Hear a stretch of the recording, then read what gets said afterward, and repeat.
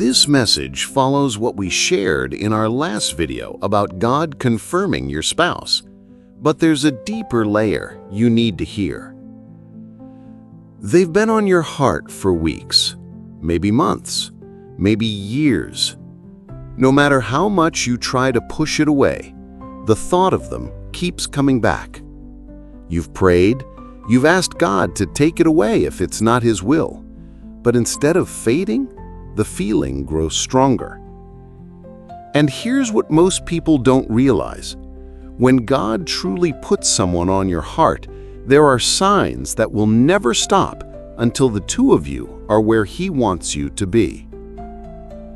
But here's the twist. These signs aren't always the ones you expect. In fact, sometimes they show up in the middle of silence, in the middle of distance, even when nothing in the natural seems to connect you. Why? Because God is not building a casual meeting. He's building a divine appointment, one that cannot be broken, delayed, or stolen. So listen closely, because what I'm about to share may explain why you can't seem to let go and why heaven refuses to let you. If you've ever asked God, "Why can't I stop thinking about them?" this is your answer.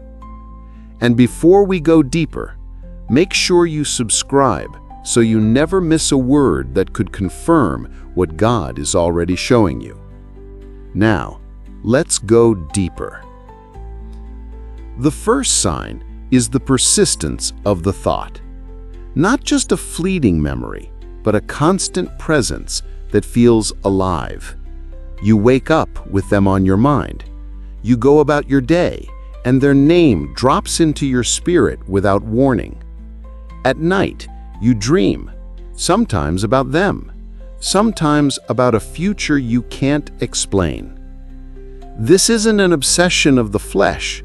This is a burden of the spirit, the kind that sits heavy but somehow feels holy. You can try to distract yourself, but it keeps coming back, like a song heaven refuses to stop playing. And the more you pray, the more the conviction grows. You'll see their name unexpectedly. You'll hear their voice in a way that feels more than memory. Conversations, sermons, even random moments will echo what you're feeling inside. And just when you start to think you're imagining it, God will send a confirmation, a word, a dream, or a scripture that aligns so perfectly you can't explain it as a coincidence.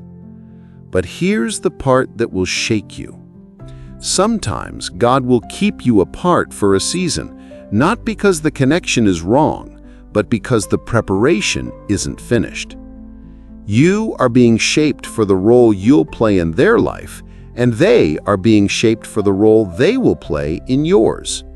And until that process is complete, the signs will never stop. They will follow you into your prayers, into your quiet time, into moments when you're not even thinking about relationships. That's when you know it's not just you, it's Him.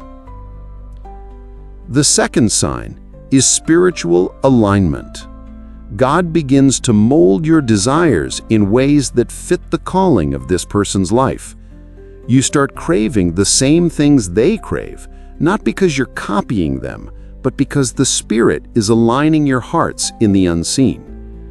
It's not about surface similarities, it's about the same spiritual rhythm, the same kingdom vision, the same hunger for God's will above all else. And here's the proof. When God is truly connecting you to someone, He will align your seasons, even if their paths look completely different right now. One day, those paths will meet, and when they do, you'll look back and realize every moment was perfectly timed. That's why the signs won't stop, because heaven is already preparing your hearts for the day those paths cross. The third sign is a deep, unshakable peace. Even if you feel nervous, Even if you have questions, somewhere in your spirit, you know this is safe, this is right, this is from Him. And when that peace comes from God, it will silence every fear. If this is speaking to you, I want you to pause for a second and write one word in the comments that captures what you feel right now. One word that marks your faith. That word could be the same one God uses to seal this confirmation over your life. And remember, when God truly puts someone on your heart, the signs will never stop until His plan is complete. Sometimes, the most powerful sign is not in what happens, but in what doesn't. You expected constant communication, instant closeness, clear progress, but instead there's silence, distance, even what feels like delay. And yet, your spirit won't let go. This is where most people give up. They assume silence means God has closed the door. But when the connection is divine, silence is often the soil where God grows roots so deep, nothing can uproot them. Think about Joseph. God gave him a dream about his future. But before the dream came true, he faced betrayal, separation, and years of waiting. The promise never left, but the process looked nothing like the dream. The same is true for you. That distance, that pause, it's not punishment, it's preparation. God is doing things you can't see, softening hearts, removing distractions, breaking cycles that would have damaged the connection if it came too soon. And here's the strange part. Even in the quiet, God will keep sending small reminders. You might hear their favorite song in a place you least expect. Someone might mention their name out of nowhere.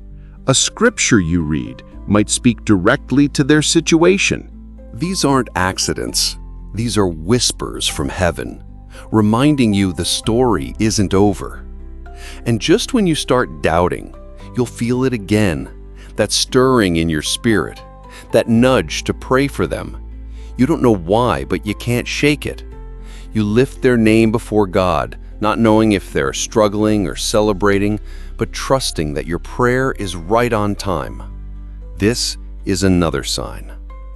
God will place a burden of intercession on your heart for them, and it won't be forced. It will come naturally. Why? Because in the Spirit, you are already connected. Your prayers are touching their life in ways they may never know, and theirs may be touching yours. But there's something else you need to know. The enemy will try to use the waiting season to plant doubt, to convince you you're imagining it, to make you settle for something easier, faster, more available. That's why God will keep confirming in ways you can't control and at moments you least expect. It's His way of keeping your faith alive until the promise meets reality. And when the time is right, it will feel sudden, but it won't be sudden to heaven. Heaven has been arranging it all along. So if you feel tired, if you feel like letting go, remember this: the signs aren't stopping because God's plan hasn't stopped. And in the waiting, you are not losing time, you are gaining alignment.